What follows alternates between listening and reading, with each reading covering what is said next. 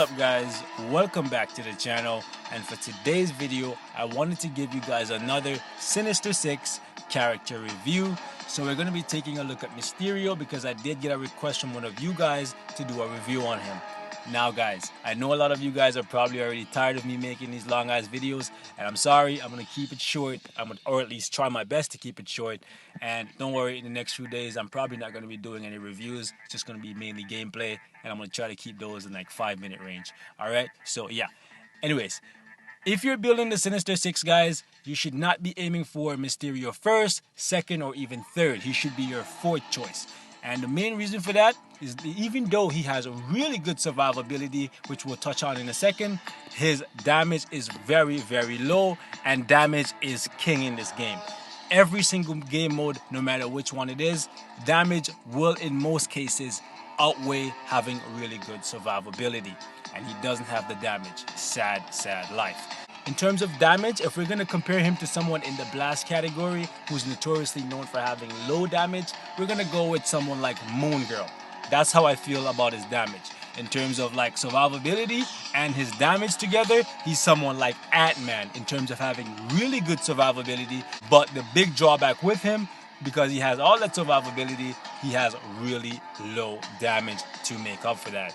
Okay, so that's why I say not to work on him first, second, or third. You should go with Sandman as your first choice, farm for Vulture in the background if you don't have tickets to use on him, and then you should be going for Kraven.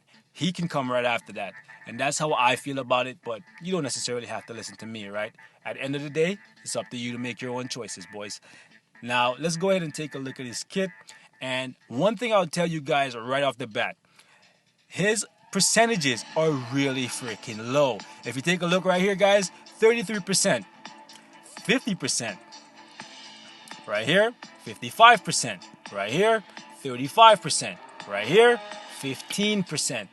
This is the main reason why his damage is so low, because all of his percentages are absolute garbage. If these were higher, he would be significantly better than he is right now. So hopefully Netmarble can do something for him, because even though he's good, like for not having any character in the game that uses mind damage exclusively, with the exception of MODOK, but even MODOK has one skill that's not mind damage, I was really happy when we got him and I saw all his skills did mind damage, because I was like, yes, finally we have someone that uses mind damage on most of their skills, and we can use some of those garbage obelisks that we never had any use for that had mind damage on them.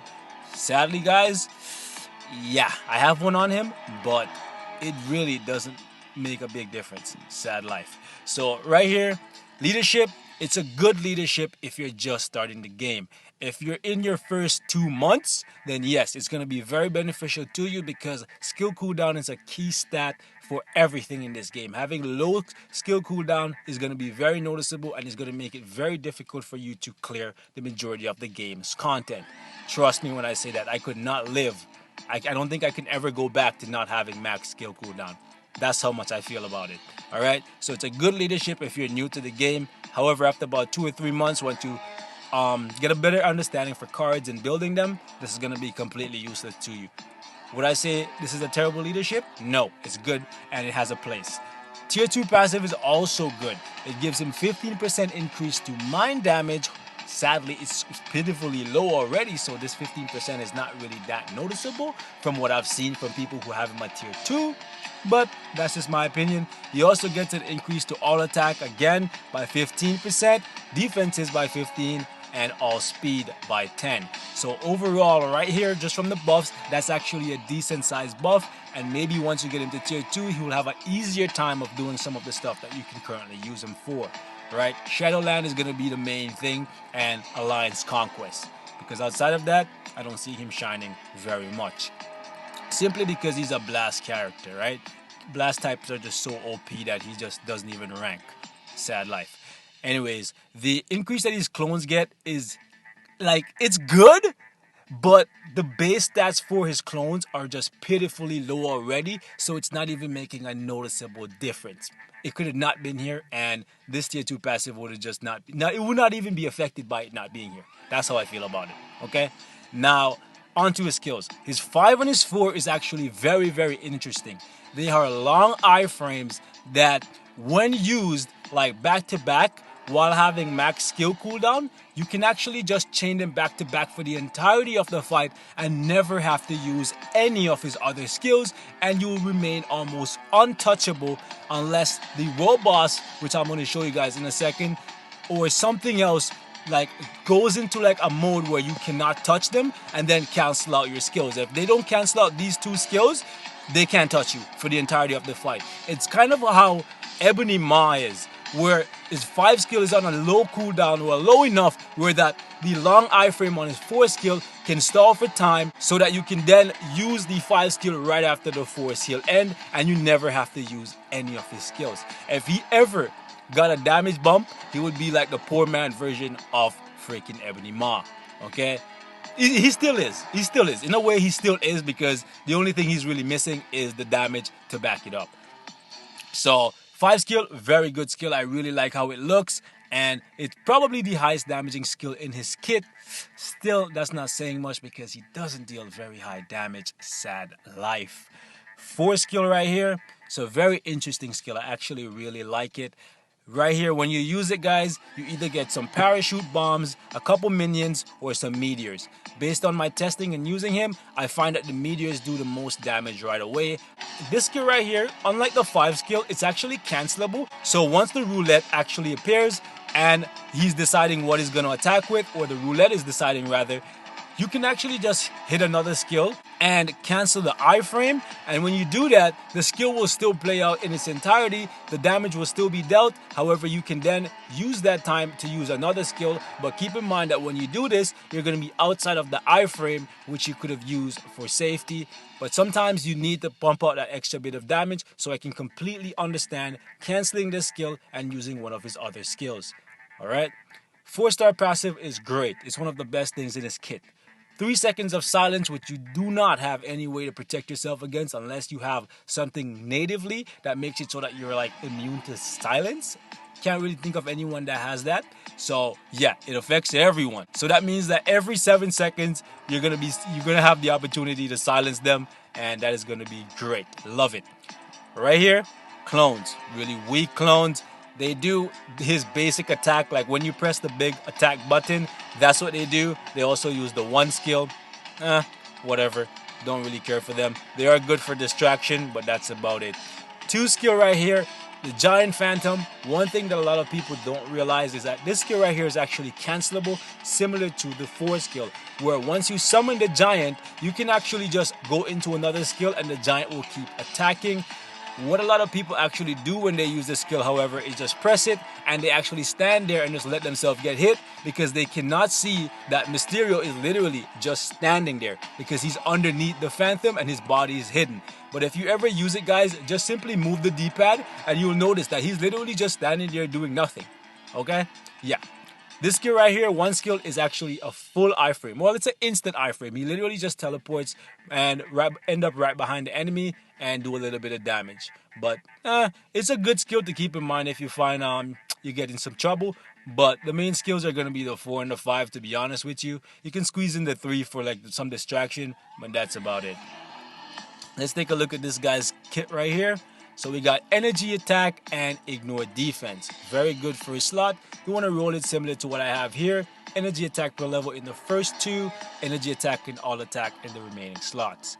This one right here, he gets energy defense. It's not the worst thing in the world. Crit rate is nice. Right here, because he got energy defense and because he's a blast type, which means he's natively designed to be weaker against speed types, and speed types deal mainly physical damage, I wanted to go ahead and roll for some physical defense per level right here in the first 2, and then roll for all defenses in the remaining slots. Next one right here, skill cooldown, which is great. It's going to be very, very beneficial to some of you newer players who do not have great cards. And then we have crowd control. Could have done without that, but whatever. Right here, you want to go and roll for HP per level for the first 2. I got really high percentages, and that's what you want to aim for. Over 183, and you'll be good. HP for the remaining slots, and you should be golden. Right here, he gets movement speed and attack speed. Sadly, the movement speed is in the first slot. can't really do anything about it. So as you guys can see right here, he didn't get any HP in his entire kit, which is another reason why you should definitely go ahead and roll for HP in this slot right here. For me, I roll for crit damage and a little bit of crit rate there, and that's good enough for me just because of how I have my obelisk set up, which I'll show you guys in a second. For some of you guys, you may need to roll this for ignore defense or skill cooldown. Completely depends on your card for this slot right here. Right here, I rolled this 4-star obelisk and I have mind damage, ignore defense, and invincibility. There's an argument to be made here for going with a damage proc, and for me, when characters have really low damage natively and have no skill that deals significantly more damage than the other, for me, a damage proc is kind of wasted, and I do not like rolling for that for them. I'd rather just build on their survivability and just keep them in PvP. So that's what I decided to do for him. I decided to keep him in Conquest because he is going to make your Conquest life a little bit easier. Even if you put a weak team together, having that 3 seconds of silence at the start of the fight can actually pull off some really crazy upsets, even against tier 2 teams. I've done it. You can do the same. Alright? Like I said, Shadowland, Conquest, about the only place he's going to shine. Don't even think about AB. His damage is just way too low, even for normal AB. As for ISO set, it really depends on you. If you want to use him inside Shadowland, I'm going to say definitely go for Power Friendly Hulk or Overdrive. You can go for Hawkeye if you really need the skill cooldown, but I'm going to say stick to Power Friendly Hulk or Overdrive. If you do not want any PvE content out of him, go for Drastic Density. That's it. Nothing else, okay? But keep in mind, since you're dealing with someone who has really low damage, putting Drastic Density on him may not be a wise choice, even for PvP, okay? Now, we're going to go ahead and take this guy into World Boss mode for today. Actually, no, we forgot once again. I forgot yesterday and I forgot today. Right here. Skill cooldown. Don't watch the skill cooldown right here. It's actually only 38%, but because he has the leadership, because he's the first one in the team right here, it bumped it up to 50 and rounded it off. So it's actually 38. And right here, he has 50% ignore defense, which is great. He has 140 on the crit damage, 19% crit rate, and 108% attack speed. Those are the important stats here. Okay, so then now we're gonna actually go into World Boss mode, and we're gonna go up against. Oh yeah, I forgot today's the refresh. Gotta hit Shadowland again before that thing goes down. All right, make sure you guys beat it, guys, because it's gonna go down in a couple days. Keep saying that, but yeah, this time for real. All right, so we're gonna go here and we're gonna gather a team of blast characters. We're gonna put MODOK as the lead just to make sure this one doesn't take long. I don't want to make this one take longer than it needs to be. And you know what? We're not gonna get a team up, so we're gonna use this team right here. And no strikers. Let's go.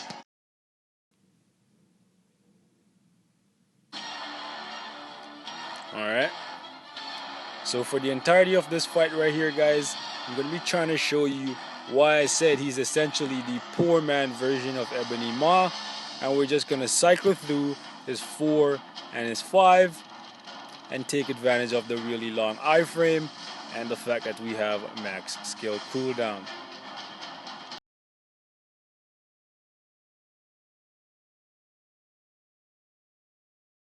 But that's fine, because we can just jump back into ours and get right back to business.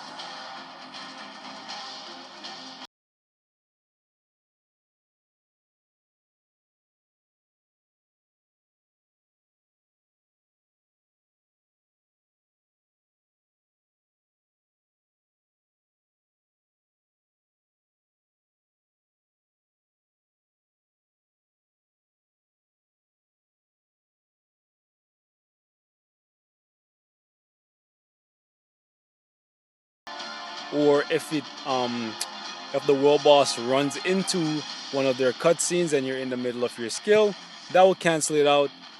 If that happens, just make use of the 1 skill, since it is an instant iframe, or take advantage of the 3 skill for those clones. See right there, he did that to me. So I'm gonna go ahead and use the 3 skill and use those idiots to pull aggro, and then we're just gonna jump right back into it. Like you could potentially just cancel out of the 4 each time and just keep the 3 up, but I'm not gonna do that. I'm just gonna chill in my chair like a boss.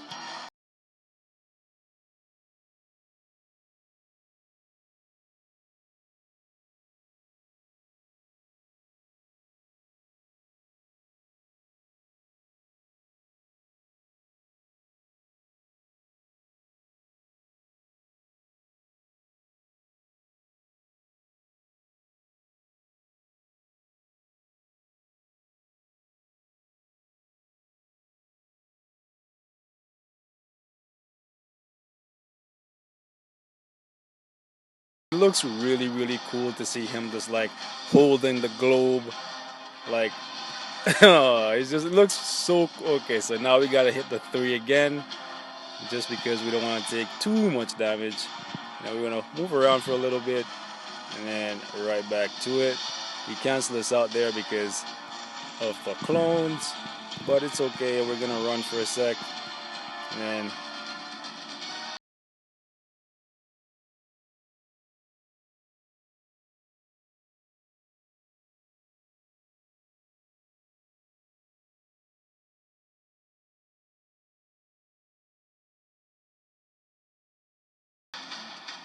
how does it like? How do you like it, bro? How do you like it to have meteors rain down on you? Like, it's literally a copy paste of his meteor times like -10.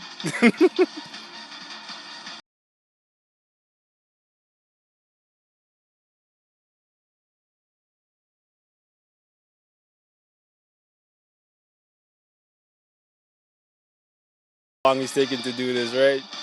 And that's with a leadership, guys. Granted, we're not doing like the most optimal thing, which would be to keep the clones out to do some more damage.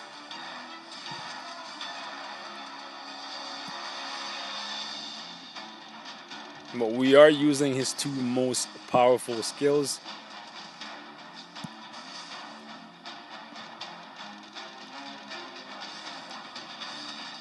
Nah, bro. You're not gonna touch Quentin, bro. Not today, bro. Because if you do, you'll probably kill him in 1 shot because he's hella freaking squishy. Yep, 4 minutes, guys. 4 minutes. He didn't touch me because I was rocking in my chair like a boss, but 4 minutes, guys. 4 minutes. And that's all I have to share for this one, guys. Let me know what you guys are feeling. How you guys feel about Mysterio, man? Do you like him? Do you think he's okay as is? What have you been able to accomplish with him? Let me know all of that good stuff in the comments, and I'll see you guys in the next one, boys. And I'm out. Peace.